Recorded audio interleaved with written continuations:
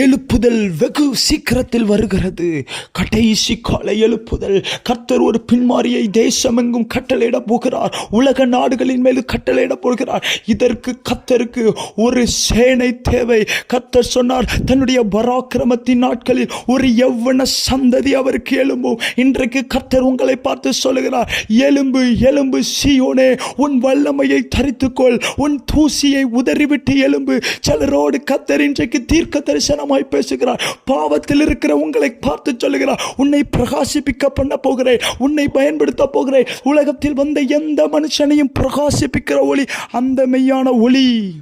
கர்த்தர் அதற்காக தான் இந்த 3 நாள் மீட்டிங்கை கர்த்தர் ஆயத்தப்படுத்தி இருக்கிறார். பாவத்தில் இருக்கலாம், போராட்டத்தில் இருக்கலாம், கஷ்டத்தில் இருக்கலாம், எரிந்து பிரகாசிக்கணும்னு விரும்பலாம். இன்னைக்கு இந்த today, tomorrow, day after tomorrow, 3 நாள் கர்த்தருடைய சமூகத்துக்கு வாங்க. கர்த்தர் உங்கள் எல்லாரையும் ஆசீர்வதிப்பாராக. ஆமேன், ஆமேன்.